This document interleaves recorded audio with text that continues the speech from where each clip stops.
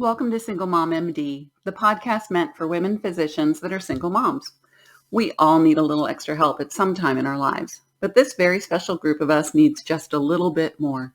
So we are banding together in a new community to help single moms, both MDs and DOs, help get the support they need when they need it. I'm Dr. Gail Clifford, and I am here to help single mom physicians have an easier time of it than I did. Join us in the Single Mom MD community for online meetings and regular engagement.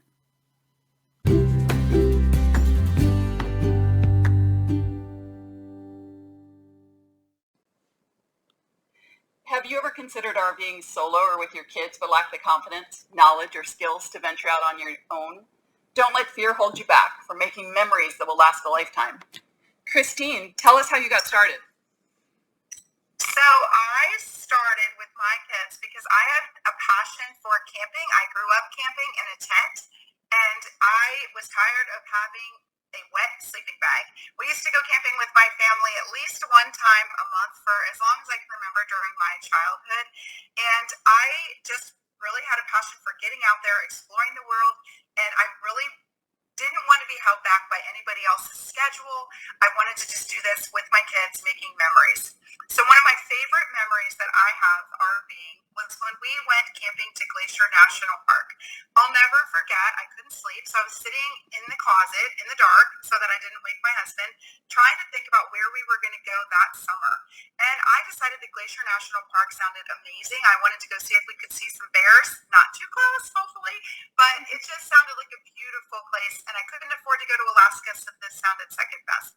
So I remember researching it, and this was in about February, so this was a little early for me to be thinking about summer. I don't like to think that far ahead. And so I researched it and found out, much to my dismay, that there was literally only one campground with one spot left. So I had to decide on the moment. I couldn't ask anybody. I couldn't think about it. I just had to decide, do I want to go to Glacier this summer, the end of June or not? And so I decided to go for it. It was in St. Mary's Glacier, east side, and all of the reviews said, if you have kids, stay on the west side. That's the family-friendly, fun side. The east side is more isolated nature, and I thought, I don't know if I want that, but oh well, I'm going for it. So I booked it, and the most I could get was 5 days, and I just booked all 5 days and thought, I'll plan the rest of the trip around it once I, wake up in the morning and can figure out what is on the way to Glacier National Park from Denver. And so I went for it, and, it turned out to be one of the best decisions of my life, because if you ask my kids, and we have traveled to every single state, north, south, and west of Colorado, except for Oregon and Washington, we're coming for them this summer, what their favorite RV trip is, they'll tell you Glacier. Every one of them. It used to be the Grand Canyon, now that's second. Glacier was the icing on the cake. And we ended up loving St. Mary's East Glacier side. I didn't know how beautiful our country was until I really started delving into national parks. And I just thought they might be boring. I'm like, what is it, a bunch of trees? But if you've never been to a national park, I promise you it's not a bunch of trees. And I promise you that every single one is so unique and so fascinating that your kids will talk about it for the rest of their lives. I could name every national park we've been to and exactly what it's like because they are that cool and awesome. And my only regret is that I didn't go sooner. So the Glacier National Park, the reason why we love St. Mary's East Side was the west side had mini golf, ice cream, shops, and I tell my kids all the time, we can do mini golf at home. We do. We homeschool. We can mini golf at a discount at home, So I said, when we go to these places, we want to explore what that area has to offer. Whatever that may be, that's what we're going to go do. So I was so grateful that I had no choice but this KOA on the east side because I will never forget, we did the Going to the Sun Road, which is what Glacier National Park is known for, and you drive up and you literally feel like you're driving to heaven. There are waterfalls off of rocks that are just coming out the side of the road. You just pull over and the kids would stand under them. 30 degrees of waterfalls, like 100 feet high, just pouring on their heads. I wasn't that brave, but they were. You could jump off of these rocks, these glaciers, you could jump off of them into the water. It was freezing. I couldn't even barely get my big toe in, and my kids were jumping off. And the water was blue like Hawaii. And then you'd have the clouds would descend over the mountains. I just felt like angels were coming down. It was just crazy. We actually got a ticket. It was my first parking or drive. I guess it's not really parking, but because my kids had stuck their heads out the sunroof because they were so excited to see Glacier and just all it had to offer. And the police officer said, "Ma'am, you know that you have 3 kids with their head out the sunroof?"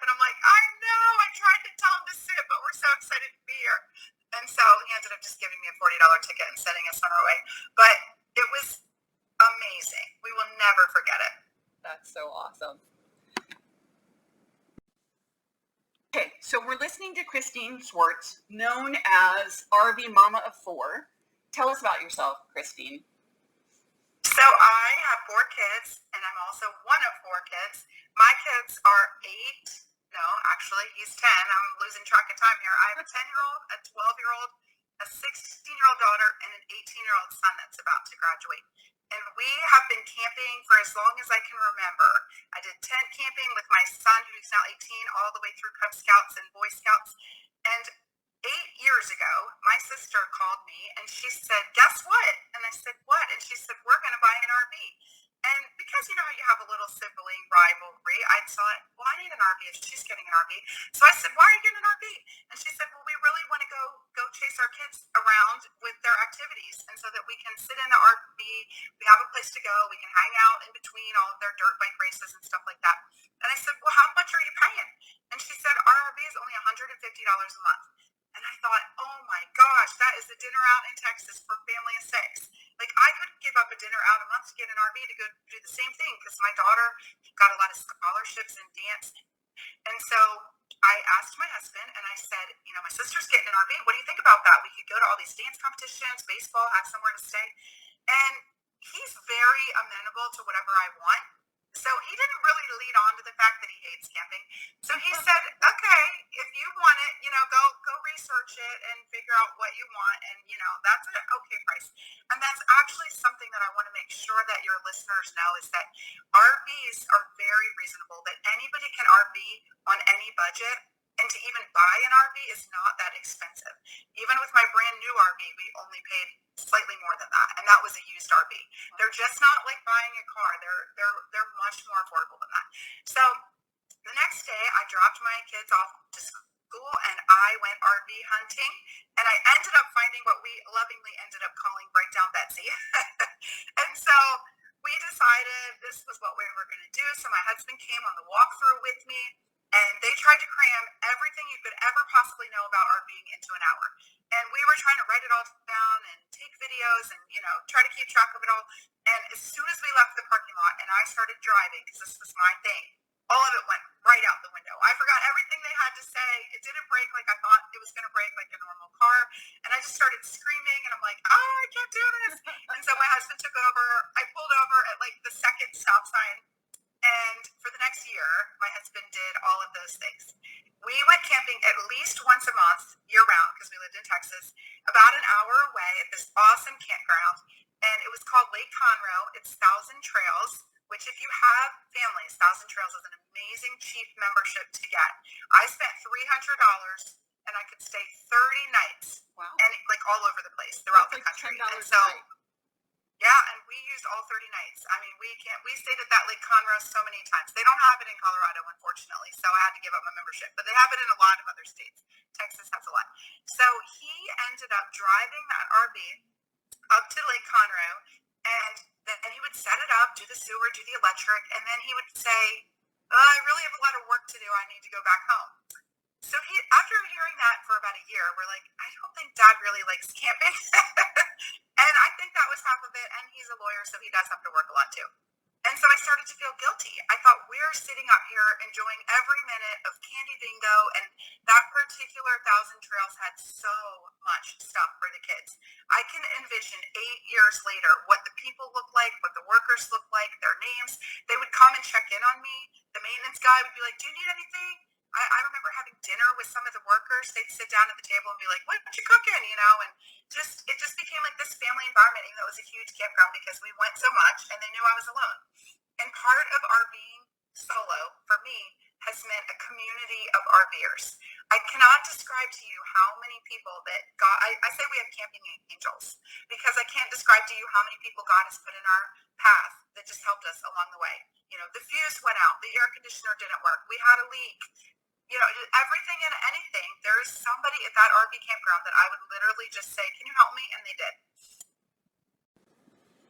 And so I've never had a bad or scary experience. I know that's a big thing for women and something that we can discuss, you know, later if you want, but a lot of women are just afraid. But the RVing community is kind of like the homeschooling community to us. They reach out, they help, they want to sit around the campfire, they want that community, and we've been able to do the same now that I've become a lot more knowledgeable about RVing. We've helped people who've been locked in their RV, and my kids have crawled in their crawl space and pushed their bed up and unlocked the door and let them out at least twice. We ended up helping a Rabbi Ed. We helped Rabbi Ed because he couldn't fit through the storage unit, but my little 8-year-old could. That's awesome. And so it just...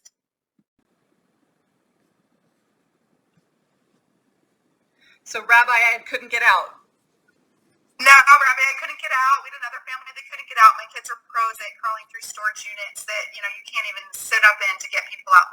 But we're able to help people now. And I'm able to help men. I'm able to help women. We have people that, their stabilizers get stuck down. And it's just a community of people that give back. And it hasn't been a scary place at all. So if you have fear or reservation about, can I do this alone? Or is it scary to do as a female alone? My experience has been the complete opposite. I feel like people have embraced us. People are willing to help out. And it has just been an amazing experience for us. But I did start to feel guilty after a year of my husband driving up there and doing this. And so I thought, I really need to do this on my own. And I want to go to all my daughter's dance scholarships this summer. And they were in Utah, Las Vegas, California. And there was no way he was going to drive there and turn around. So for Mother's Day, he ended up giving me the best gift I've ever had. And it was these laminated sheets, 4 pieces of paper that he printed out with pictures. So it was like, step number 1, back up to the tow ball, picture of the tow ball. Step number 2, plug in your cord, picture of the cord, like in my truck.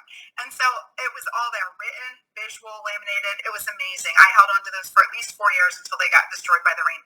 But it just gave me that independence that I can do this. Just consult the sheet if you forget anything. And so I carried those things around. I kept them in my storage unit. And that first summer, it was chaotic. My kids could write a book about it. Sure. We ended up using the truck that we had bought in Houston. It was a brand new truck the same year as my now new trailer. We had s'mores at this point, and my husband said, if you're going to get a new trailer, you need to drive it yourself. And so I thought, okay, I've got to do it. And so I ended up buying a new trailer that I was going to drive myself. And so I headed out to Utah. It was 103 degrees by 9 a.m. in the morning. Wow. We headed out. We're going up the hills. And all of a sudden, my new truck started flashing power failure, power failure. And I just started screaming, just like I did that day at the stop sign when I pulled away with breakdown Betsy. And I don't handle stress very well in those situations. I'm sure your listeners are a lot better at handling stress than I am. But I just said, kids, you better say your prayers because we're all going to die. And they all started screaming, and my husband's like, you have got to learn to stay calm. That's what he told me later. Thanks, honey. But yeah, I ended up pulling over. There happened to be a stop that I was able to make right after that. And I thought, okay, we let it unoverheat, whatever that word is, for about 2 hours. Again, I just asked strangers that were at the rest stop. They were like, can we help you? They were in their 20s. He's like, oh yeah, I'm a car mechanic. Let me see what I can do to help you. I mean, God just puts people in our paths that we have been so blessed. And I think that is the number one thing that has continued to amaze me as a solo RVer with kids is that God has taken care of us with our camping angels, as we call them. Because these 20-somethings said, well, we're not actually moving into our new apartment for a week, so we can follow you. They followed me for almost 2 hours going 50 miles an hour because I was afraid to go any faster on like a 75-mile-an-hour highway. And they didn't want anything for it. They wouldn't take anything for it. So the next morning we got up and I thought, okay, we can make it. We got up earlier. Same thing. Power failure, power failure. I'm like, oh. So we pull off, and the only thing, I feel like I was in the desert with mirages and camels around me, was a camel safari. So my daughter starts calling it. She saw a sign and it said camel safari. She Googles it. She starts calling it. She called them like 6 times, and they finally answered, and they said, ma'am, we don't open until October. This is like Labor Day. And she said, no, you have to help us. My mom's trailer is stranded. And she said, we need help. There's nothing else here. And the man said, okay, I'm going to turn your day around. He said, you watch for a Jeep. I'm going to come pick you up on the side of the road and take you back, and I'm going to give you a tour of our camel safari. So I was like, kids, don't do it. Don't ever do this. But because you're with mom, we're going to get in the car with a stranger. Don't do it by yourself. Yeah. So I gave him the once look over. I had about 5 seconds to decide if he looked, safe or not. And I'm like, yep, he's safe. And so back to my RV, and he said, your RV is going to be okay. We're take it back. We're going to take care of you. And he did. He drove us back. He drove us around the camel safari. The kids were having a blast. I was still super stressed out. He let us stay there for about 4 hours. They drove us back to one of their employees' houses. They said we could hook up into power in their driveway. And we ended up buying a new truck, not in the camping budget, mind you, Right. a brand new 2500 diesel in Las Vegas. And that's the truck I still have today. So that new truck must have been a life changer. So that new truck was a life changer for me because I didn't have to worry about overheating or brakes going out, and I was able to just enjoy camping. That truck is the same one I still have.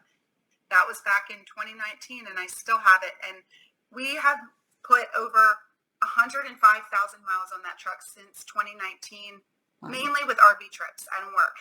So I don't really drive anywhere except for fun. And so it has just... it kind of turned our camping around because it gave me confidence.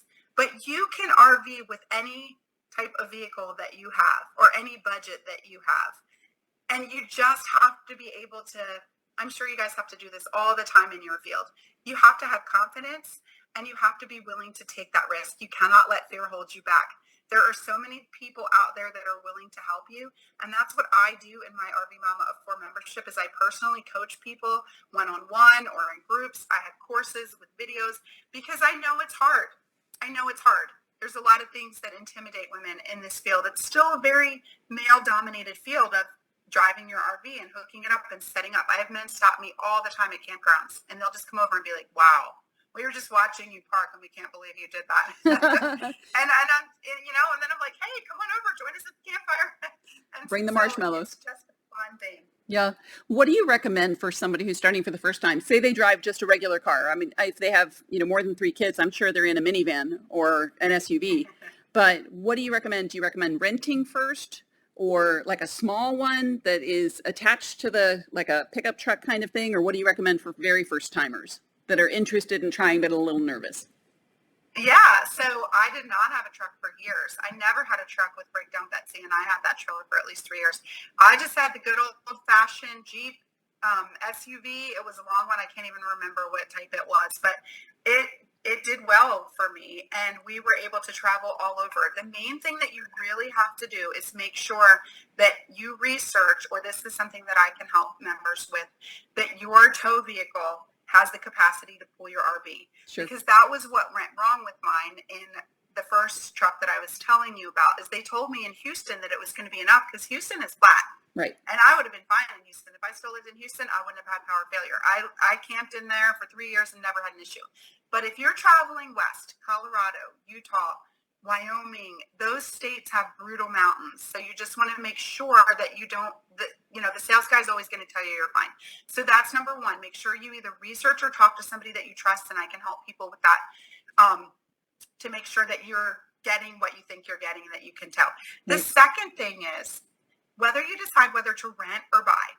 It really comes down to a couple things. One, how often are you going to camp? If you're going to go for more than 3 weekends, you could really consider buying. Because like I said, there is an RV for every budget.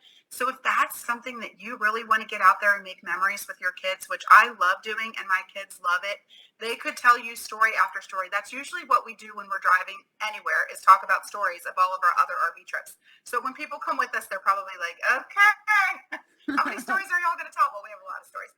So if you go more than 3 times, you could consider buying. And if you go less than that, or say, like you said, you just want to dip your toes in, see if you like the lifestyle, right, you can rent. So I decided to rent an RV so that in my membership, I could better tell people what it was like. So a month ago, I like to incorporate RVing with my kids' activities. That's how we intermesh it all and fit it all in. So we had a dance competition in Arizona. We stayed at a spa. And because that's just where that's where the convention was. Right. So we got our nice hotel time in, and then I sent my daughter home because she's 16, so she flew home, and I rented an RV 15 minutes away. It was a Class A 32-foot huge motorhome. So this is a driving RV. It was huge. I don't know why I chose that big for just me. And then I drove an hour and a half down to the desert, decided to boondock, which means you have no hookups, no sewer, no water, no electric, just you and your generator in the middle of the nowhere in the desert. by myself, and then I went to a huge RV show that they were having nearby. Wow. I didn't want to come back. I love my kids dearly, but I thought, this is amazing. Can I just stay another week with the RV show? This could be too much fun. So how did you pull yourself away from the desert and from all those cool people that love camping as much as you do? It was really hard. But what I want to tell y'all is if you decide to rent, the process was so easy. It was so easy. Who do you rent from? Is it a rental company or like outside world or one of those outdoor places? Yeah, it's called outdoorsy.com is one of them. Cruise America if you want a driving RV, but I did outdoorsy.com, and they also have RV Share. Those are the top three. And literally you just go through, you filter by your date, you filter by the type of RV you want and your price. And then they accept your offer. I met the guy in the storage unit. He had me drive the RV around the storage unit once, and then off I went with my keys. That's amazing. It was so easy. Do you have to do a round trip, or can you pick up in one place and drop it in another? So that's something you can filter by in Outdoorsy. It just depends on who you're renting from. Okay. And so the guy that I rented from was awesome. I had the best experience ever, and it wasn't that expensive. It's kind of like Airbnb. It'll say like top deal, and I got a top deal. So for me, it was pretty cheap for the one I got. And then you do have to pay insurance, which helps you and them. So you don't have to worry. But I didn't have any problems. I got all my money back. And he's like, you're the best renter ever. I'm like, oh, good. Excellent. Is the insurance through your own car insurance or homeowner's insurance, or is it insurance you have to buy through Outdoorsy or whichever vendor you use? You have to buy through them. Okay. And is it tail to tail, or I don't know how to say it, from the front to the back? Yes. And you can choose different types of insurances. Okay. And so I just chose the cheapest because I'm cheap and because I'm comfortable driving an RV. But he showed me when I got there, he said, oh, well, I have to take this into the shop because the bumper came off here from this person and this happened to that person. So things do happen, but I didn't have any issues at all. So he gave me my full refund the same day. Excellent. They'll also they'll do a credit card hold, almost like a hotel. And sure. Then if you bring it back all in one piece without bumps and bruises, then you get your money back. And Excellent. It was easy. Excellent. So what are the best places to go with kids? So, like I mentioned with the 1,000 Trails, you want to look for places that have activities if you have younger kids, even if you have older ones. But we like the Jellystone. They're also called Yogi Bears, but Jellystone or Yogi Bears is the same place. They are known for being really kid-friendly. They have hourly activities. They have activities that match the holidays. The one near us has bowling. They have mini golf. They have a water park. They have a pool. They have a hot tub. Ours has a fitness center. You can rent a golf cart. And that was how the 1,000 Trails in Texas was too. They had pool cabanas with refrigerators for free. I mean, you can really glam. And so we tend to look for those kind of places because that's what my kids love. In the last couple of years, another tip for your mamas is that fourth graders, at least in Colorado, you might have to check in other states, but fourth graders can get free national park passes for the whole family. Awesome. So as long as your fourth grader's with you, I cannot tell you how many hundreds of dollars we saved. Because I had a fourth grader, and then COVID hit, so they extended it another year. And then I had another fourth grader, and so we've had the free national park for like 3 years. And it is just you'll save a lot of money because it's about $35 to go to a national park for 7 days, even if you want to go one day. So, but if you don't have a fourth grader, you should just get the annual pass, right? You get the annual pass, or you just pay the $35 if you're just going to go for one day. And then a lot of times you'll be like, wow, that was so amazing. I'm going to go for 2 or 3 days because I already paid for it. Right. And so, yeah, that's a definite tip to watch out for as well. Super. So how do you figure out, like, where do you stay on your travel days? How far in advance do you need to book? How do you do all of those practical things? Does Outdoorsy help you with that, or is that something that you need an insider like you to figure out? No, Outdoorsy is really just for rentals. So that's only if you're going to rent an RV. Okay. But what I like to do is actually, you can Google ahead of time. We have books on, like top things to do in Colorado or wherever we're going. So you can always do that. The famous Google top 10 things to do is a good thing. Top 10 things to do anywhere. And you'll get the main attractions in that area. But my favorite things to do is arrive and just talk to the people. So talk to the locals. Start when you get there by asking the person at check-in. They live there. They know what's there. So they'll tell you, they like that you're interested in the area and that you're interested in them. So that's usually where I start. And then we go to the pool or the hot tub and I ask everybody around me, oh, what are you doing, Dawn? What are you doing today? What are you doing tomorrow? That's awesome. And how long does it usually take now that you get to know, the people right there, whether it's the people at the pool or the fella checking you in that's giving you all the top tips, and then you know exactly who to talk to if there is any problem or mayhem that ensues? Exactly. And that's where you're going to get the local spots, which is what I always tell the kids. We're not here to watch movies and mini golf. We're here to go do whatever's in the area. And of course, I do sneak that in sometimes because they love it. But we have Sky Zone and mini golf and all of that in Denver. I'm like, I don't need to travel the world to go to that. So let's save that for when we're home. And so, but that's your choice. If you don't get to do a lot of that at home, you can do that in the area as well. Because we homeschool, we get to do a lot of that while we're at home. And so once we find out from the locals what they're doing, oftentimes people will invite us. So on my Facebook group today, I also have a Facebook group called RV Mama of 4. That's free. And one of the things that I posted today was a family that we met during COVID that we camped with for 2 months. They were across from us because, during COVID, everything shut down. So we were in the same place for 2 months. We had the best time of our life those first 3 months of COVID. Well, while the whole world was falling apart and we cried in our pillows at night for everything that was lost and everything going on in the world, during the day, we already homeschooled. So nothing changed with our school. We did our school. We had our plan for the whole semester. And then what we did was we toured everywhere Canyon City, Colorado had to offer, and a lot of times with these people that we met. And that's one of the fun things that I wrote about today. We went off-road jeeping with them. Wow. We went Segway riding. We took ATV tours because we were so remote. We could do all of that and still be socially separate, distanced. And so we just did so much stuff. We had fires in the middle of nowhere. If there's a fire pit, you can have a fire. So we would just keep lighters and stuff in the back of my truck, go off roading. So we did.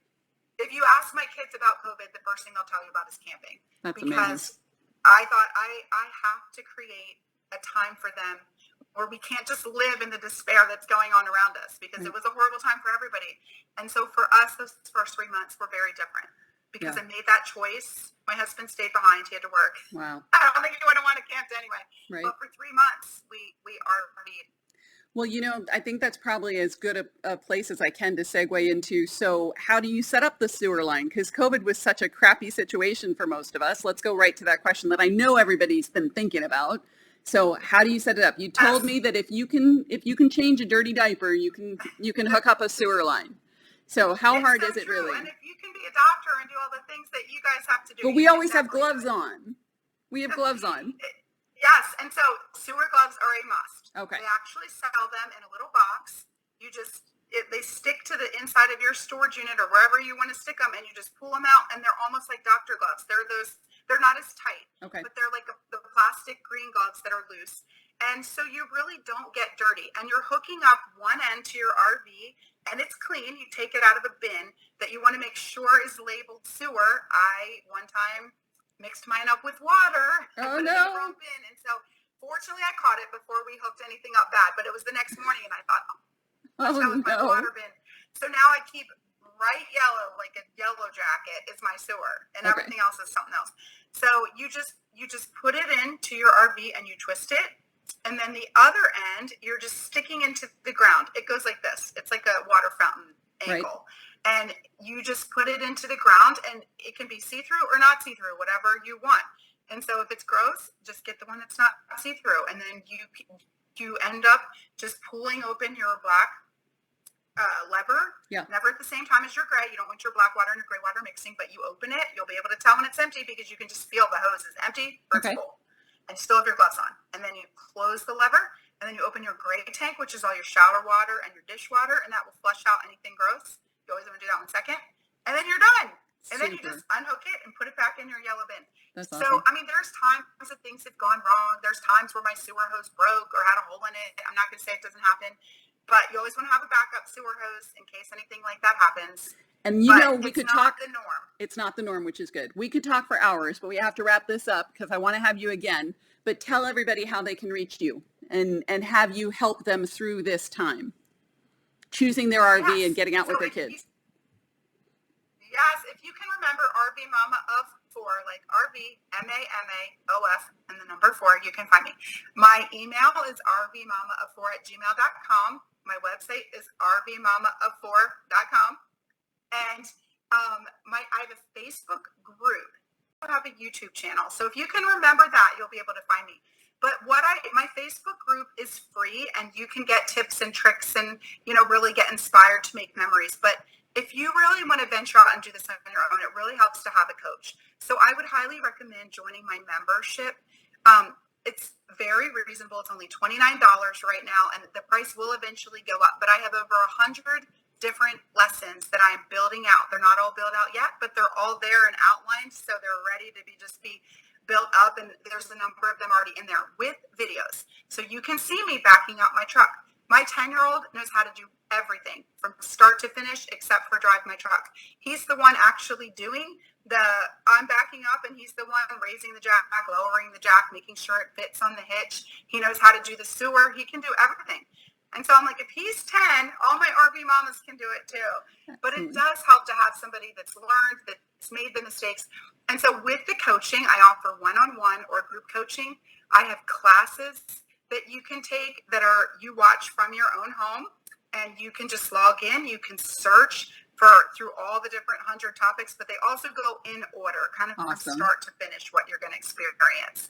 So just remember RV Mama of 4, and I can give you it written out if that makes it easier as well. We'll have it in the podcast. Thank you so much, Christine. I look forward to having you back again. Thank you. It was great talking with you. You as well. Appreciate your time. Bye now.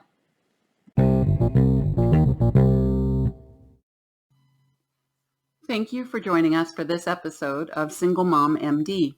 When you think of additional topics that you would like covered on this podcast, contact me via social media at Single Mom MD. If you'd like to become part of the Single Mom MD community, click on the link below to join us for regular engagement and personalized attention to your specific questions. We look forward to welcoming you into this community where courses and coaching renew your mindset and can change your life.